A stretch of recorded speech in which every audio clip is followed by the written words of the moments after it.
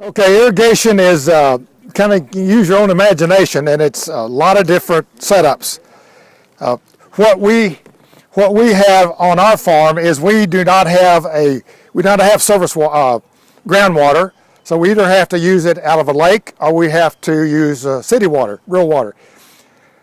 And we do not have a pond big enough to pump out of, and then you have a lot of other problems of filtering the water, etc.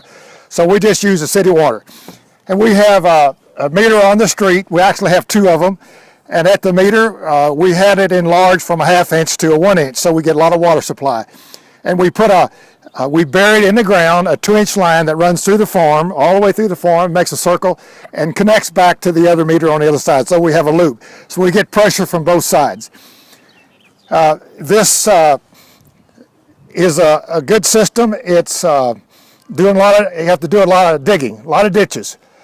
We were visiting a farm in Hanover, Virginia last month, and they have a new 2-inch blue stripe hose like this, and the gentleman there did not dig a single ditch. He had a well, and everything was laid on top of the ground, and he ran over these lawnmower, ran over these tractors, and it worked perfect. So there are other ways to do it besides what I do. But we ran the system through this, and at each field we put a 1-inch line, put a T and run a 1-inch line over to the trees, which is only a few feet, and then we ran the 1-inch line each way. And we took like 10 rows that way and 10 rows this way. We put 2 valves in the ground, and at each row we have a riser. The riser comes up out of the ground, and we hook onto it with a blue stripe. Now, when we first started, we had a valve that ran these 10 rows and a valve that ran these 10 rows. Well, when you turn it on, you're going to water 10 rows. So what we have learned that, like Gene and them are planting, and we may not plant the entire field that day or all 10 rows. So as we finish planting this row, we turn the water on, make sure irrigation's all set up and it's ready to go. And then we go back and start planting. So when we plant this row, we turn this water on. All we got to do is flip that valve. And that would be this little valve right here. It's a little hose valve, about $1 or so at the hardware store. Now, I have done this as cheap way as you can go. If you did not have a lot of water and you did not have a lot of trees, this is just blue stripe hose. It's about $35 for 500 feet.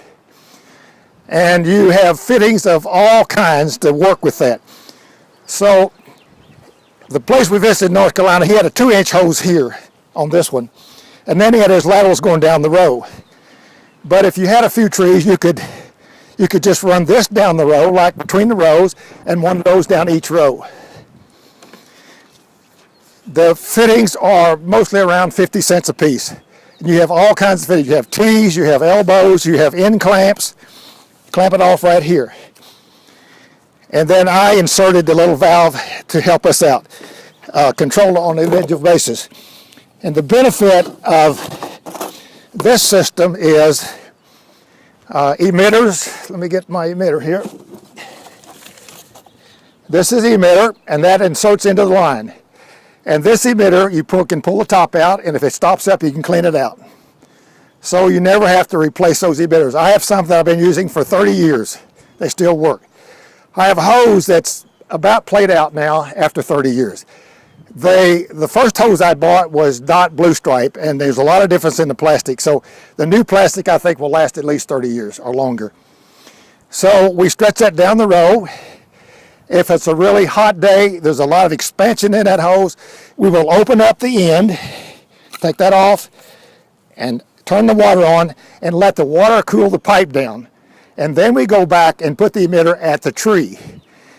If it's getting really hot and the hose is expanded, and you put the emitter at the tree, then when it cools off and contracts, the emitter is not going to be at the tree. So you want to make sure your hose is pretty moderate in temperature, not really hot or not really cold. So you take this punch, you punch a hole, and you put your emitter in there. Now I use 2 gallon an hour.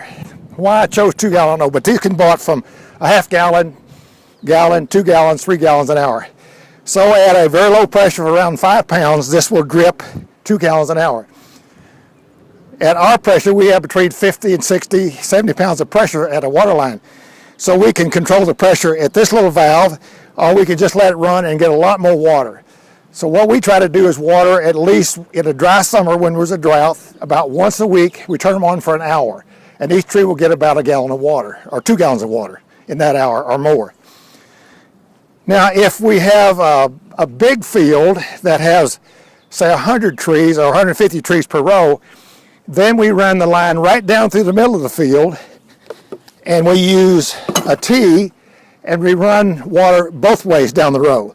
This comes off of a 1-inch line, and we can turn on as a few rows or as many rows as we want to.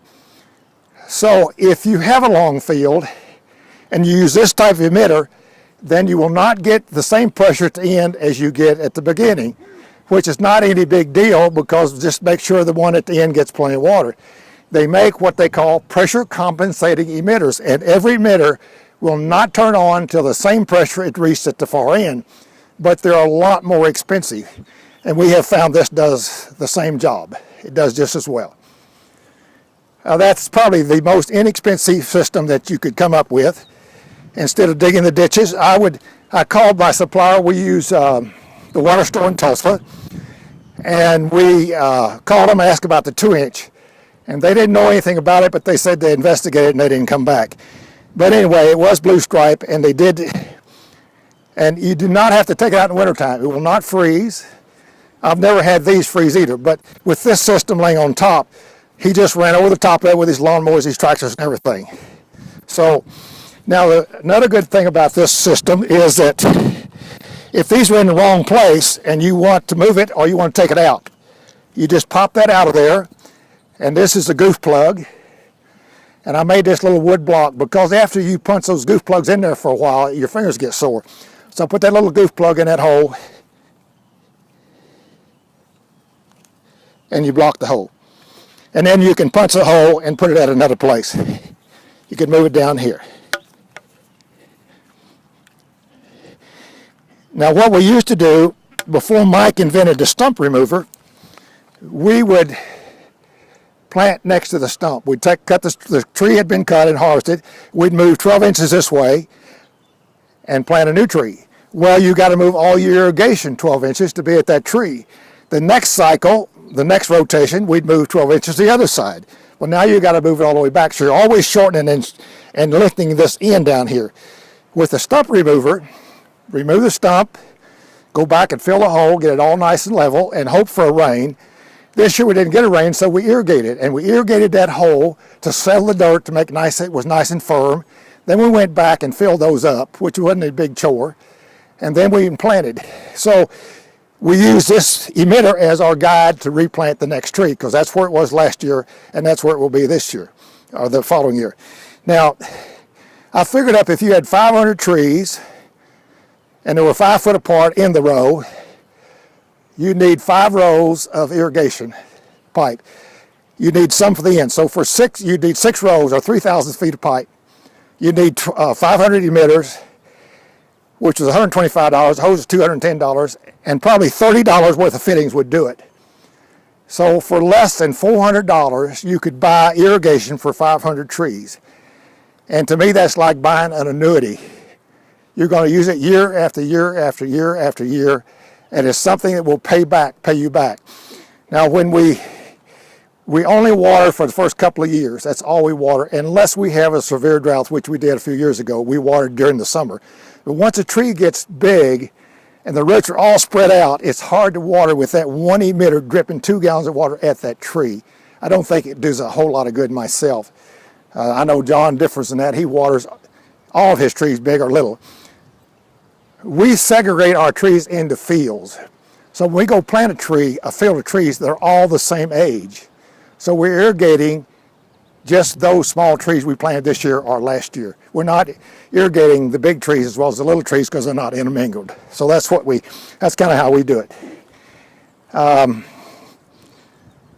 Any questions? If you use this system, I'd recommend you use these little landscape fabric stakes to stake it down.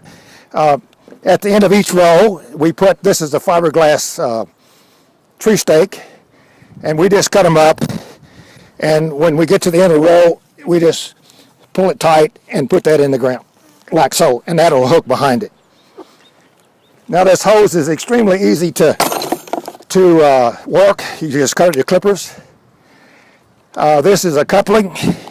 If you get a damaged place, you can cut that damaged place out, and you can insert a new piece or just couple it back together. Like I said, you have elbows, you have T's, you have every fitting that you need to put in a system. This is a hose. This is a regular garden hose fitting. It has a filter in the end of it. So you could just hook a garden hose on the end of this, or you can even make this into a garden hose. If your water supply is 100 yards away, you could buy a few rows of this. It's 7 cents a foot approximately. Run this out to your field and hook it up to a small system, rather than digging lots of ditches. Questions? Do you have to have a regulator with that system? I do not. Nope. If you did it like it should be done, you should probably have a regulator because it would regulate the amount of water that goes into this system. Our real water is relatively inexpensive. It's $3 a thousand, so we can use a lot of water with not a lot of... Not too much pressure. Well, what you don't want is this water running fast enough that it runs away from the tree. You want your soil to absorb all the water as it comes out that emitter.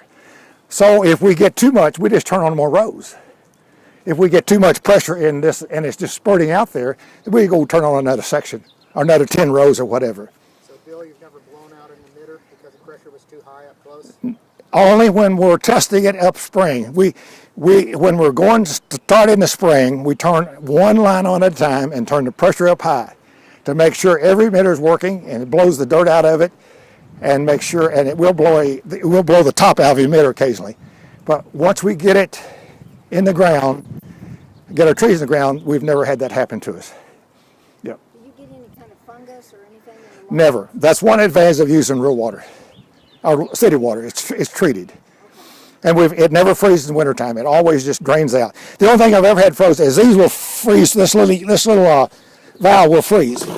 And you want to make sure you open that up at the wintertime. So we go through and turn them half open during the winter so the water will run out of this. Because if water stays in that, it will freeze that. I've never had these freeze. I've never had this freeze. Drains back into the ground. Open the end of your pipes each winter. Nope, never have. Let the water in. Yep. We open them in the spring when we start and flush it all out.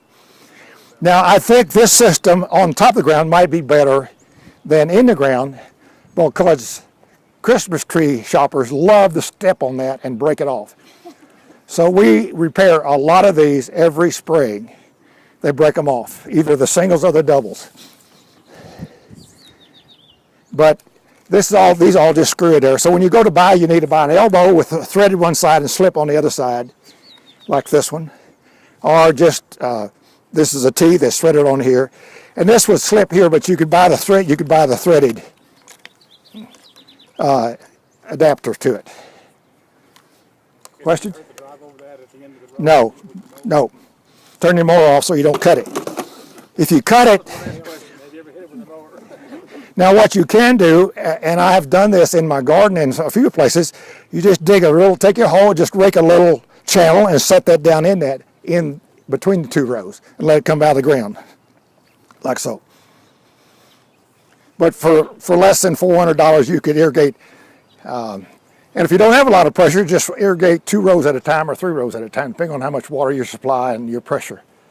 How many trees do you water at a time? Well, with the pressure we have now and the 2-inch line and the bigger meter, we probably irrigate about 1,000 at a time. Yep, somewhere between 500 and 500. I'm going to say about 750 is what we probably irrigate. Yeah. In the old system, we could only water one section at a time, but now with a bigger meter, it's too much pressure for 500 trees or 250 trees at a time, so we turn on 3 sections at a time, which is about 250 trees per section. If you do lay it on the surface, do what he said, turn off the blades before you go across it with the riding mower. Now Especially after they've been on the ground a couple of years, because the grass and weeds will start to grow over them. But when the sun hits those, they do expand, and then if it gets cloudy, they will contract and they will buckle. And I'll guarantee, since I do it every year, you will find them with your lawnmower.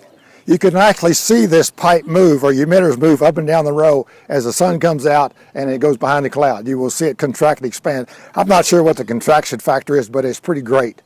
3-4%. I'm sorry? It's 3 or 4%. Yeah. So in a 300-foot row, you know, you're looking at quite a bit of movement. So you want to make now.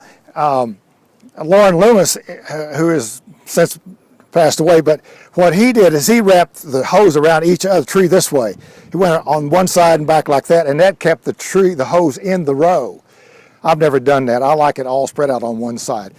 I always put it on the uphill side. Water runs downhill, so you want to make sure you get it on the uphill side so the water runs into the tree rather than away from the tree. Any questions? Other questions? Great job. Thank you very much. You're welcome.